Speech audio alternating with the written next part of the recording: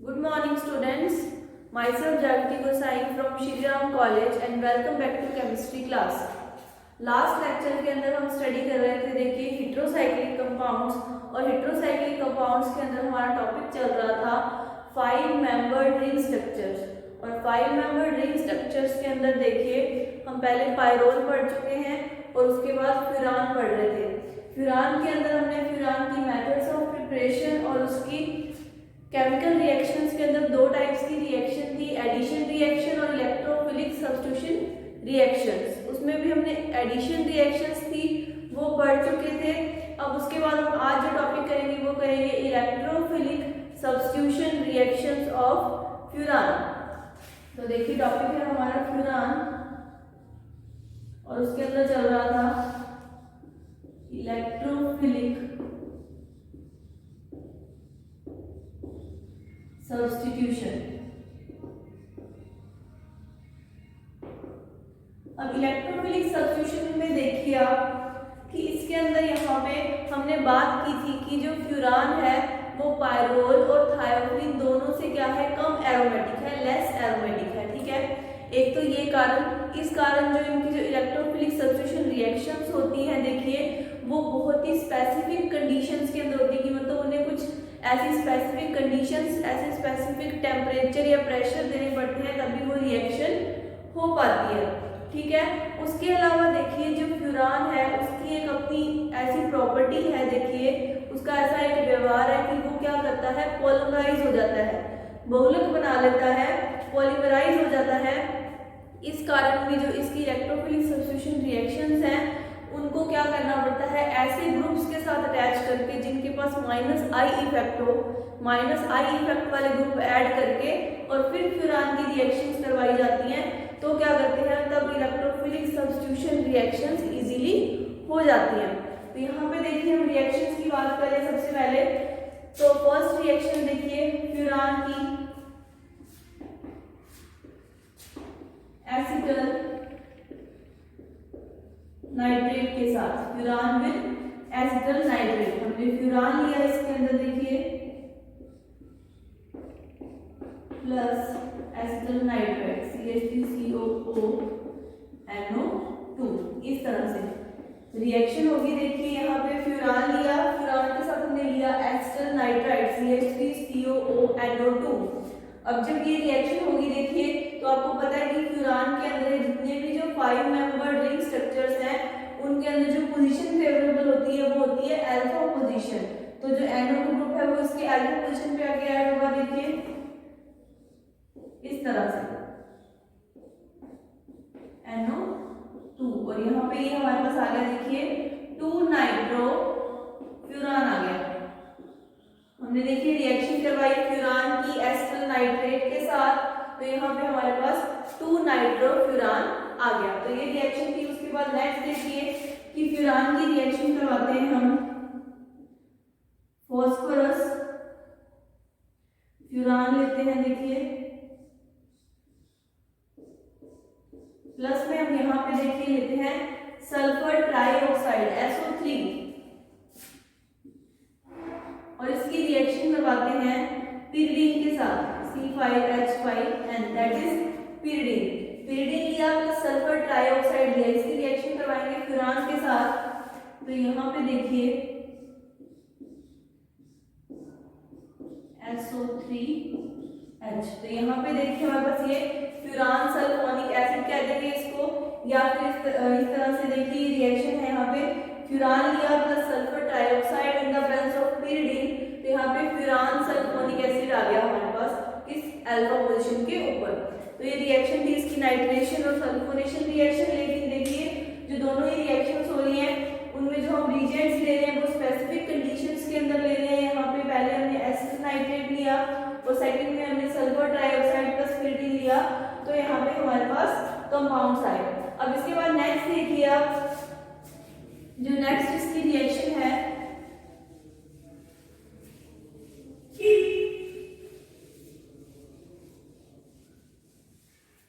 Halogenation reaction. Halogenation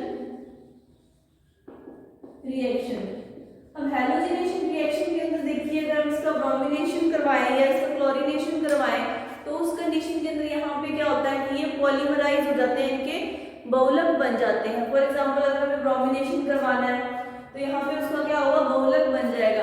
और वो बहुलक ना बने और हमें सिर्फ फ्यूरान का कंपाउंड मिले, इसके लिए हम क्या करते हैं, देखिए फ्यूरान के साथ कोई ऐसा सब्स्टिट्यूएंट जोड़ते हैं जिसके पास क्या हो, -I इफेक्ट हो।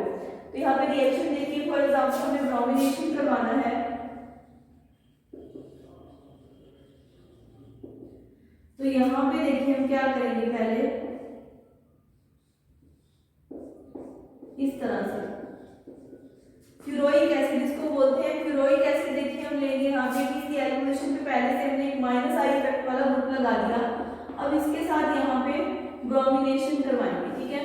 अब यहाँ पे जब ब्रोमिनेशन करवाएंगे देखिए, तो ये है इस तरह से आके ऐड होगा, देखिए COOH और इधर ये Br, इस तरह से। फिर हम क्या करेंगे, इसको हीट कर देंगे और इसमें से इसका डीकार्बोक्सिलेशन हो जाएगा। जब डीकार्बोक्सिलेशन हो जाएगा देखिए, तो यहाँ पे हमारे पास क्या आ जाएगा, ये अल्फा डैश ब्रोमोफ्यूरान आ जाएगा। देखिए यहाँ पे रिएक्शन अल्फा डैश ब्रोमोफ्यूरान हमारे पास आ गया। हमने क्या लिया, यहाँ पे फ्यूरोइक एसिड लिया, उसकी रिएक्शन करवाई ब्रोमीन के साथ, और फिर हमने क्या किया, यहाँ पे देखिए ब्रोमीन जो था वो अल्फा डैश पोजीशन पे आके ऐड हुआ। आपको पता है, देखिए पोजीशन से साइन की थी हमने, ये अल्फा, ये बीटा, ये अल्फा डैश और ये बीटा डैश। तो यहाँ पे अल्फा डैश ऊपर आके ऐड हो जाएगा और यहाँ पे देखिए इस तरह से हमारे पास ब्रोमोफ्यूरान आ गया। अगर हम नॉर्मली सीधा यहाँ पे फ्यूरान लेके हम ब्रोमिनेशन करवाते तो उस कंडीशन में पॉलीमर्स बन जाते। तो इसलिए जो हैलोजिनेशन रिएक्शन है वो इस तरह से करवाएंगे। अब इसके बाद नेक्स्ट रिएक्शन देखिए आप,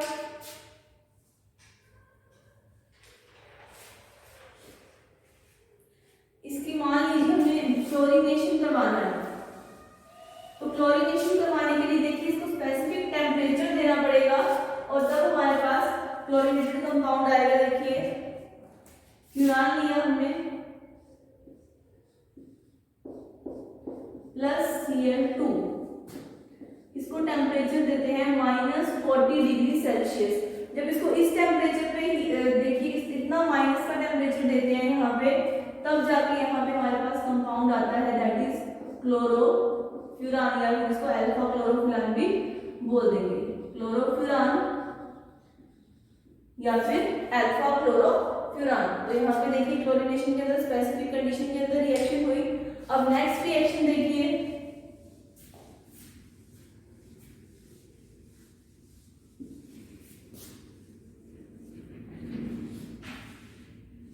अब नेक्स्ट रिएक्शन है देखिए गार्टरमान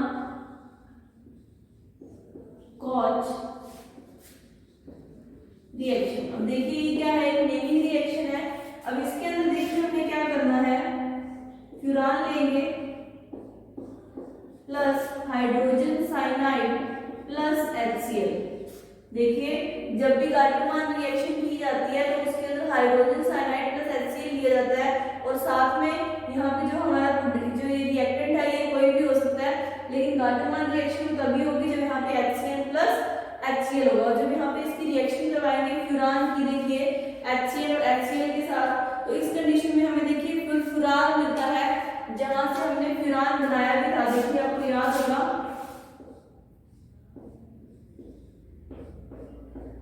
CHO, दैट इज फ्यूरफ्यूराल। हमने स्टार्टिंग में जब सोर्स की बात की थी कि हमें फ्यूरान कहाँ से मिल रहा था, तो इसी फ्यूरफ्यूराल से हमें फ्यूरान मिल रहा था, दैट इज एल्डिहाइडिक सब्स्टिट्यूट या फिर एल्डिहाइडिक कंडीशन ऑफ फ्यूरान की। फ्यूरान के ऊपर एल्डिहाइड ग्रुप जुड़ा हुआ है, तो इस रिएक्शन को हमने क्या कहा, गार्टरमान कॉच रिएक्शन। अब इसके बाद नेक्स्ट रिएक्शन देखिए इसकी, यहाँ पे Friedel-Crafts reaction.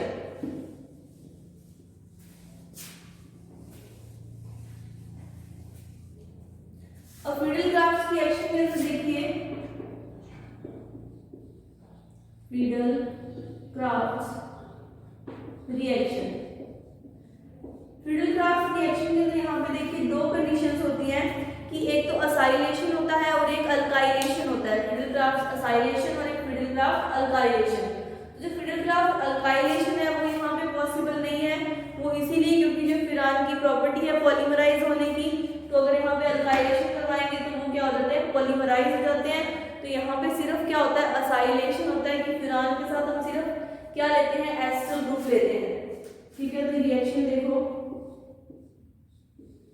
Furan plus CH3CO twice O, इस तरह से हमने एसिटिक एनहाइड्राइड लिया प्लस फ्यूरान लिया। इसकी रिएक्शन करवाएंगे हम ईथर प्लस ब्यूटॉक्साइड। ईथर और ब्यूटॉक्साइड की प्रेजेंस के अंदर इसकी रिएक्शन करवाई जाती है, देखिए। और यहाँ पे हमारे पास देखिए COCH3, यहाँ पे ये हमारे पास आ जाता है, देखिए एसिटल फ्यूरान। हमने क्या किया, देखिए फ्यूरान लिया, उसकी रिएक्शन करवाई ईथर और ब्यूटॉक्साइड की प्रेजेंस के अंदर, हमने एसिटिक एनहाइड्राइड लिया, तो वहां पे हमारे पास एसिटल फ्यूरान आ जाएगा, या फिर इसको 2 एसिटल फ्यूरान भी बोल सकते हैं, या फिर इसको अल्फा एसिटल फ्यूरान भी बोल सकते हैं, पोजीशन असाइन करके। ठीक है, तो ये रिएक्शन भी देखिए हमारे पास मिडिल ग्राफ सिर्फ असाइलेशन रिएक्शन है। देखिए यहाँ पे कि हमने असाइल ग्रुप ऐड किया है, अल्काइलेशन इसके अंदर पॉसिबल नहीं है। क्यों पॉसिबल नहीं है, क्योंकि अल्काइलेशन की कंडीशन के अंदर यहाँ पे पॉलीमर्स बन जाते हैं, रिएक्शन पॉलीमराइज हो जाती है। ठीक है, अब नेक्स्ट रिएक्शन देखिए इसकी, मिडिल क्राफ्ट रिएक्शन के बाद नेक्स्ट रिएक्शन है, देखिए हमारे पास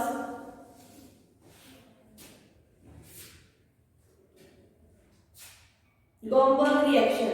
गॉम्बर्ग रिएक्शन के अंदर देखिए हम क्या करते हैं, गॉम्बर्ग रिएक्शन, फ्यूरान लेते हैं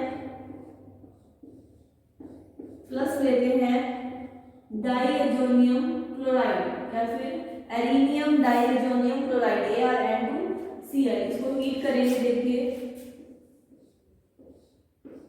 इस तरह से, और ये Ar, और यहाँ पे देखिए हमारे पास आ जाता है अराइल फ्यूरान। और यहाँ पे अराइल देखिए कुछ भी C6H5 ग्रुप होगा, यहाँ पे C6H5N2Cl को डाइएसिटाइज्ड अमोनियम क्लोराइड बोला जाता है। देखिए इसकी रिएक्शन होती है फ्यूरान के साथ, यहाँ पे हमारे पास अराइल फ्यूरान आ जाता है, तो इस रिएक्शन को गॉम्बर्ग रिएक्शन भी बोलते हैं। अब नेक्स्ट देखिए रिएक्शन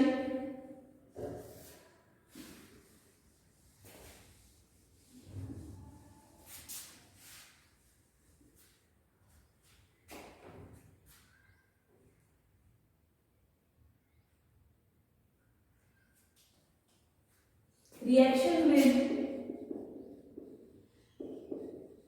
ब्यूटाइल लिथियम। अगर हम इसकी रिएक्शन करवा दें ब्यूटाइल लिथियम के साथ, देखिए फ्यूरान लिया प्लस C4H9, रिएक्शन करवाई C4H10 प्लस में, यहाँ पे देखिए हमारे पास आएगा ये फ्यूरान और साथ में लिथियम। यहाँ पे देखिए रिएक्शन करवा रहे हैं इसकी हम फ्यूरान की ब्यूटाइल लिथियम के साथ, और इसमें रिएक्शन करवाने के बाद देखिए यहाँ पे हमें C4H10 मिलेगा। फिर इसकी रिएक्शन करवा दें हम CO2 फर्स्ट कंडीशन में, और सेकंड में इसका हम करवा रहे देखिए हाइड्रोलिसिस, तो यहाँ पे हमें जो कंपाउंड मिलेगा देखिए वो मिलेगा फ्यूरोइक एसिड। ये क्या है हमारे पास, फ्यूरोइक एसिड। देखिए इंपॉर्टेंट रिएक्शन है कि हम क्या कर रहे हैं, फ्यूरान के साथ हम ले रहे हैं C4H9 यहाँ पे ब्यूटाइल लिथियम ले रहे हैं, देखिए फ्यूरान प्लस ब्यूटाइल लिथियम। तो यहाँ पे ये जो पहले यहाँ पे आके देखिए लिथियम ऐड हो रहा है, फिर उसका हम कार्बोक्सिलेशन करवा रहे हैं और हमें फ्यूरोइक एसिड मिल रहा है। तो ये रिएक्शन भी देखिए फ्यूरान की ब्यूटाइल लिथियम के साथ।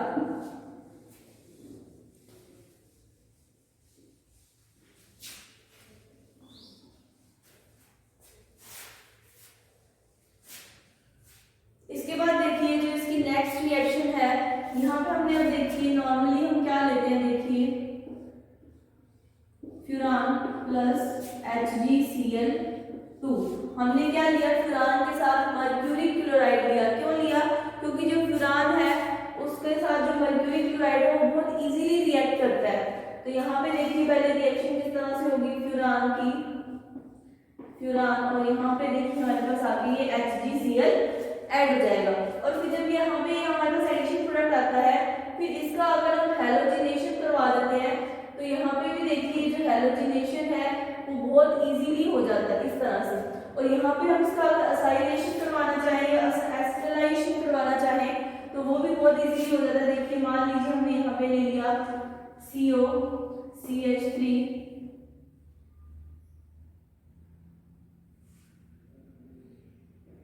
यहाँ पे एनहाइड्राइड ग्रुप ले लें, मान लो CH3CO ट्वाइस O इस तरह से, तो भी यहाँ पे देखिए इस तरह से COCH3 ग्रुप आके ऐड होते हैं। ये यहाँ पे देखिए 2 एस्टर फ्यूरान बन जाएगा और यहाँ पे ये 2 हेलो फ्यूरान, हेलो ग्रुप मतलब कोई भी हो सकता है, यहाँ पे फ्लोरीन, क्लोरीन, ब्रोमीन या फिर आयोडीन।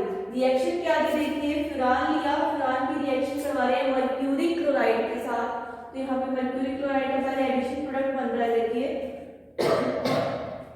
उसके बाद हम उसका यहाँ पे हैलोजिनेशन करवाएं या फिर इसका हम एस्टलाइजेशन करवाएं तो इस कंडीशन के अंदर हमें प्रोडक्ट्स मिल जाते हैं।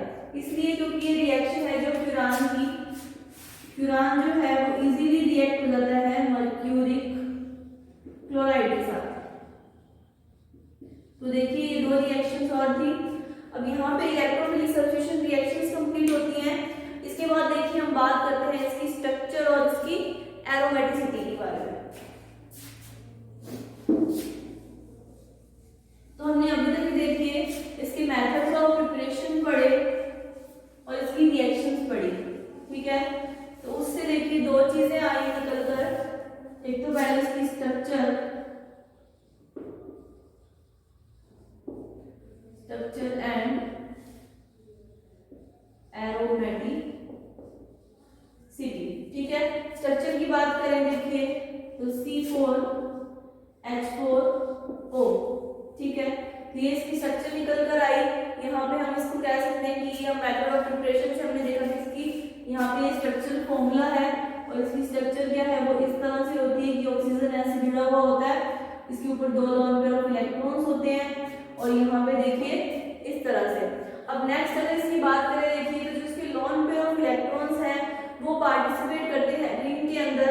रिंग के अंदर वो क्या करते हैं, एरोमेटिक सेक्सटेट जो होता है उसको बनाने के अंदर, उसको कंप्लीट करने में, उसका जो शटअप होता है एरोमेटिक का कि उसमें 6 पाई इलेक्ट्रॉन चाहिए होते हैं। तो वो 6 पाई इलेक्ट्रॉन कैसे पूरे होते हैं देखिए, 2 पाई इलेक्ट्रॉन तो इनके कार्बन के और जो बाकी के 2 पाई इलेक्ट्रॉन है देखिए वो किसके, ऑक्सीजन का जो लोन पेयर ऑफ इलेक्ट्रॉन है यहाँ पे वो रिंग में चला जाता है कि अनुनादी संरचनाएं बनती हैं और उस अनुनादी संरचनाओं से हमें पता लगता है देखिए कि जो 6 पाई इलेक्ट्रॉन है वो क्या होते रहते हैं रिंग के अंदर, पूरे जो एटम्स हैं हमारे सारे उनके ऊपर भी स्थानीकृत होते रहते हैं। अब उसके बाद देखिए किस तरह से, मान लीजिए हम स्ट्रक्चर ड्रॉ करते हैं, देखिए ऑक्सीजन, कार्बन कार्बन इस तरह से। अब यहाँ पे देखिए आपको पता है कि जो सारे एटम्स हैं वो कैसे होते हैं, यहाँ पे देखिए sp2 हाइब्रिडाइज्ड होते हैं, sp2 हाइब्रिडाइज्ड होते हैं देखिए। और उसके बाद यहाँ पे हम बात करें कि इनका जो एक ऑर्बिटल बच जाता है, एक जो p ऑर्बिटल बचता है उस कारण जो कार्बन कार्बन के डबल बॉन्ड बनते हैं और ऑक्सीजन के पास जो लॉन पेयर ऑफ इलेक्ट्रॉन्स होते हैं उनसे। तो यहाँ पे देखिए इस तरह से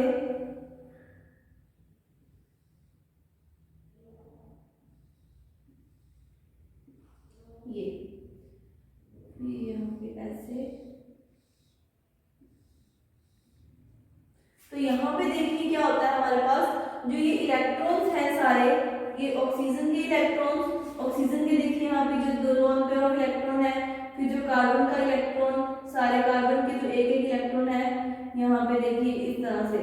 तो ये क्या करते हैं देखिए विस्थानीकृत होते रहते हैं पूरी रिंग के ऊपर। यहाँ पे देखिए हमारे पास फ्यूरान रिंग है इस तरह से और यहाँ पे ये इनके ऊपर डबल बॉन्ड है, ठीक है। डबल बॉन्ड यहाँ पे यहाँ इस तरह से, ठीक है। फ्यूरान के ऊपर यहाँ पे डबल बॉन्ड है और यहाँ पे देखिए जो इसके इलेक्ट्रॉन्स हैं sp2 हाइब्रिडाइज्ड है सारे एटम्स इसके। उसके बाद यहाँ पे जो इलेक्ट्रॉन्स इनके पास बचे हुए हैं देखिए उसके p ऑर्बिटल के अंदर, जो p ऑर्बिटल के अंदर भी pz ऑर्बिटल के अंदर इलेक्ट्रॉन्स होते हैं, तो वो क्या करते हैं पूरी रिंग के ऊपर भी स्थानीकृत होते रहते हैं किसके कारण, रेजोनेंस के कारण। और इसी कारण से यहाँ पे देखिए जो ये स्थानीकृत होने के कारण क्या है, इसकी स्ट्रक्चर क्या होती है, स्टेबल होती है, ठीक है। उसके बाद नेक्स्ट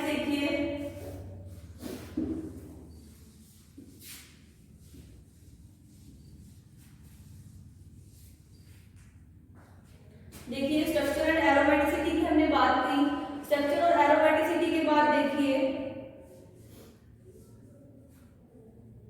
यहाँ पे देखिए दो नेमिंग रिएक्शन अभी आपकी और बची थी इसके अंदर इलेक्ट्रोफिलिक सब्स्टिट्यूशन रिएक्शन के अंदर। एक तो थी मैनिच reaction.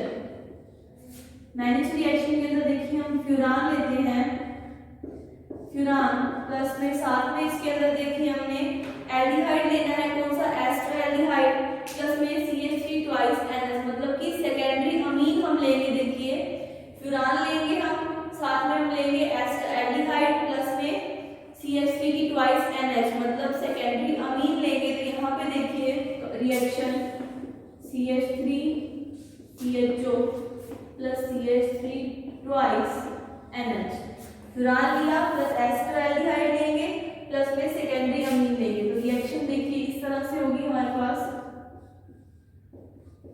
CH3 CH CH N, इस तरह से ये रिएक्शन होगी। देखिए हमारे पास फ्यूरान लिया plus ester aldehyde plus secondary amine, वहां पे देखिए हमारे पास जो प्रोडक्ट मिलेगा देखिए वो सब्स्टिट्यूटेड अमीनो प्रोडक्ट मिलेगा। यहाँ पे देखिए ये रिएक्शन है मैनिच रिएक्शन, फ्यूरान की रिएक्शन करवा रहे हैं ester aldehyde plus secondary amine के साथ। अब इसके बाद देखिए इसका नाम यहाँ पे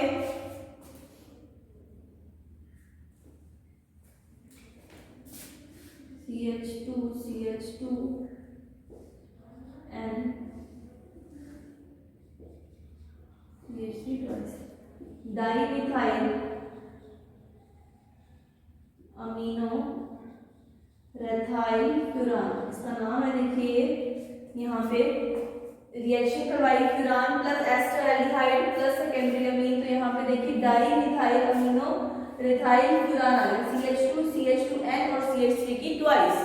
ठीक है, अब उसके बाद देखिए हमने दो रिएक्शन और देखनी है इसके अंदर जो हमने पायरोल में भी करी थी। इसके अंदर फ्यूरान के साथ देखिए अगर हम ले लें P4S7 और इसको हीट कर दें तो यहाँ पे हमें देखिए फ्यूरान से क्या मिल जाएगा, यहाँ पे थायोफीन मिल जाएगा। ये हमारे पास आ गया थायोफीन।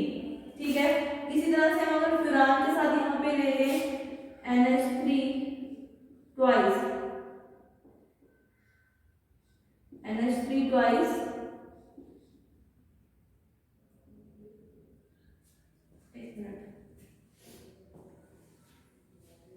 NH3 लेंगे। देखिए यहाँ पे हम प्लस में यहाँ पे इसके साथ टेम्परेचर देते हैं इसको 400 डिग्री सेल्सियस और एल्यूमिनियम की प्रेजेंस के अंदर। ये रिएक्शन हम पहले भी कर चुके हैं। देखिए पायरोल के अंदर ये रिएक्शन करी थी कि फ्यूरान से हम यहाँ पे देखिए क्या बना सकते हैं, पायरोल बना सकते हैं इस तरह से पायरोल।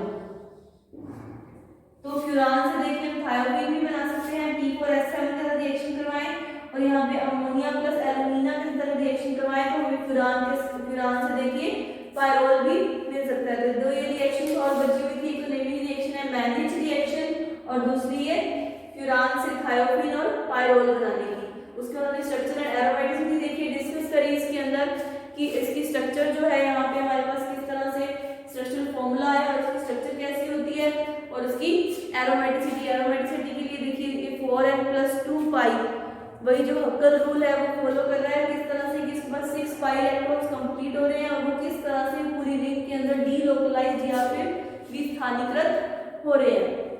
उसके बाद एरोमेटिक के लिए देखिए कंडीशन यही होती है हमारे पास कि एक तो वो हक्कल रूल को फॉलो करना चाहिए, साइक्लिक स्ट्रक्चर है हमारे पास, ये प्लेनर स्ट्रक्चर है, साइक्लिक प्लेनर स्ट्रक्चर भी है फ्यूरान की, तो ये एरोमेटिक कंडीशंस को भी फुलफिल कर रहा है। लेकिन अगर हम कंपैरिजन करें पायरोल, थायोफीन और फ्यूरान के अंदर तो इनमें से देखिए जो फ्यूरान होता है वो सबसे कम एरोमेटिक होता है। तो यहाँ पे फ्यूरान जो है आपका वो कंप्लीट हो गया है। अब इसके बाद नेक्स्ट हम जो 5 मेंबर रिंग स्ट्रक्चर डिस्कस करेंगे वो करेंगे थायोफीन का।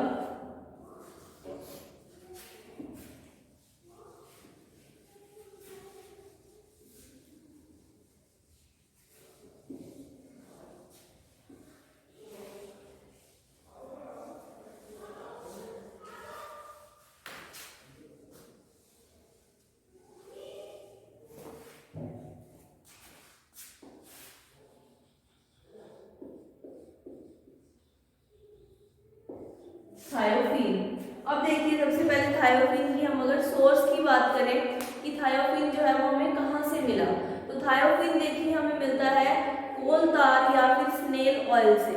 जो सोर्स है इसका वो है कोल तार या फिर स्नेल ऑयल।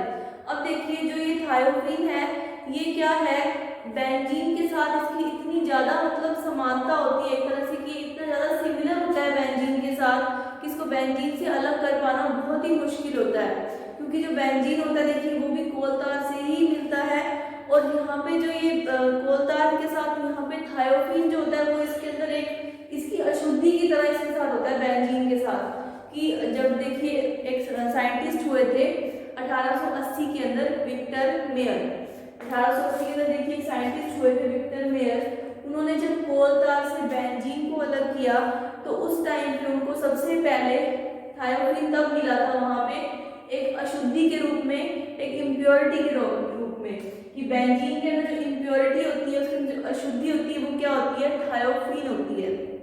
ठीक है, तो जो थायोफिन का देखिए जो स्रोत है, जो सोर्स है हमारे पास वो क्या है, कोल तार या फिर स्नेल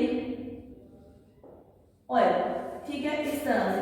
अब यहाँ पे देखिए ये तो थी इसकी सोर्स की बात, लेकिन अब अगर हमें इसमें से थायोफिन अलग करना है तो वो थायोफिन हम किस तरह से अलग करेंगे, तो यहाँ पे देखिए हमने कोल तार लिया और इस कोल तार का हम रिएक्शन करवाएंगे कंसंट्रेटेड H2SO4 के साथ। इसकी किसी भी कंसंट्रेटेड एसिड के साथ देखिए रिएक्शन करवाई जाती है, तो इसकी रिएक्शन हम करवाएंगे कंसंट्रेटेड H2SO4 के साथ। और फिर यहाँ पे जो हमारे पास यहाँ पे प्रोडक्ट आएगा उस प्रोडक्ट का हम देखिए करवाएंगे डिस्टिलेशन, उस प्रोडक्ट का देखिए हम करवाएंगे डिस्टिलेशन या फिर आसवन हम करवाएंगे देखिए। और आसवन करवाने के बाद यहाँ पे देखिए जब हम आसवन करवाते हैं तो बेंजीन और थायोफिन उन दोनों में से जो थायोफिन है वो हमें पहले मिल जाता है और बेंजीन बाद में मिलता है। तो इस तरह से हम बेंजीन में से थायोफिन को अलग कर लेते हैं। इसका सोर्स क्या है देखिए थायोफिन का, कोल तार या फिर स्नेल ऑयल से मिलता है, उसकी रिएक्शन करवाई जाती है कंसंट्रेटेड H2SO4 के साथ और फिर उसके बाद उसका आसवन करवा के उसका हाइड्रोलिसिस करवा के हमें थायोफिन प्राप्त हो जाता है। ठीक है, अब इसके बाद देखिए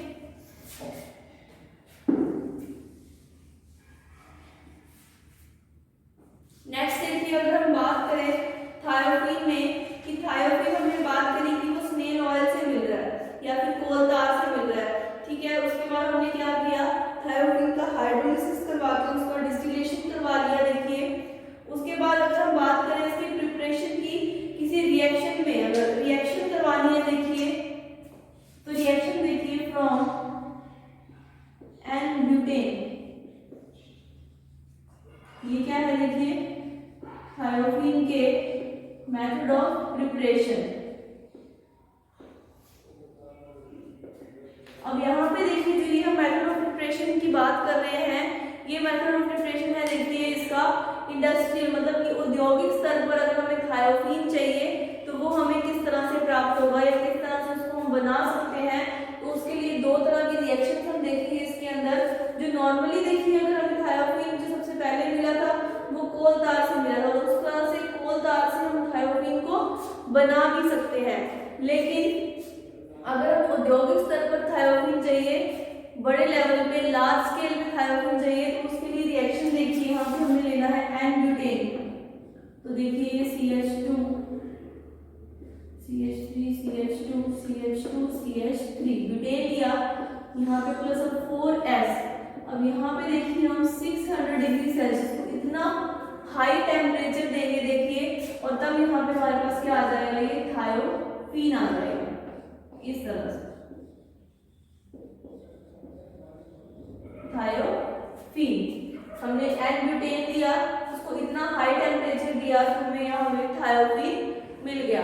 ठीक है, यहाँ पे ये एन ब्यूटेन से प्लस सल्फर लिया साथ में, हाई टेम्परेचर पे थायोफिन मिल गया।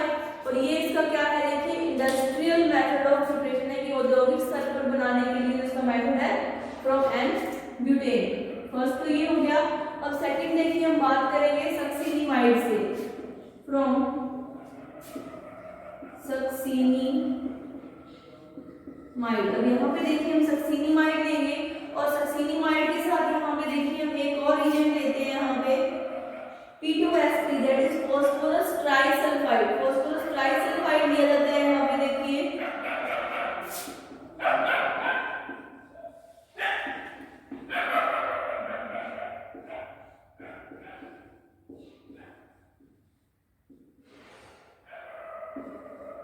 यहाँ पे हम सक्सीनिमाइड का सोडियम सॉल्ट ले रहे हैं, देखिए सोडियम सक्सीनिमाइड प्लस यहाँ पे हम लेके देखिए P2S3 फॉस्फोरस ट्राइसल्फाइड ले रहे हैं, देखिए फॉस्फोरस ट्राइसल्फाइड। तो यहाँ पे हमें देखिए मिल जाएगा थायोफीन, ये हमें मिल गया थायोफीन। तो देखिए जो ये वाला मेथड है ये भी इसका क्या है, इंडस्ट्रियल मेथड ऑफ प्रिपरेशन है। देखिए ये भी इसका क्या है, इंडस्ट्रियल मेथड ऑफ प्रिपरेशन। इसकी अगर हम बात करें कि सक्सीनिमाइड में देखिए हमने इसका सोडियम सॉल्ट लिया, उसकी रिएक्शन करवा दी फॉस्फोरस ट्राइसल्फाइड के साथ, तो यहाँ पे हमें थायोफीन मिल गया। और जो ये मेथड है ये भी कैसा है, देखिए इंडस्ट्रियल प्रोडक्शन ऑफ मेथड है कि अगर हमें औद्योगिक स्तर पर थायोफीन चाहिए तो उसके लिए दो तरह की रिएक्शंस है, एक तो फ्रॉम N-ब्यूटेन और दूसरा फ्रॉम सक्सीनिमाइड। सक्सीनिमाइड के अंदर हम उसका सोडियम सॉल्ट लेंगे और उसकी रिएक्शन करवा देंगे फॉस्फोरस ट्राइसल्फाइड के साथ, तो हमें थायोफीन मिल जाएगा। तो देखिए ये थायोफीन के बारे में जो उसका सोर्स और उसके विचलन की विधियां या फिर मेथड ऑफ प्रिपरेशंस, इसके बाद इसकी फिजिकल प्रॉपर्टीज हैं और इसकी केमिकल प्रॉपर्टीज हैं, वो हम नेक्स्ट लेक्चर के अंदर डिस्कस करेंगे।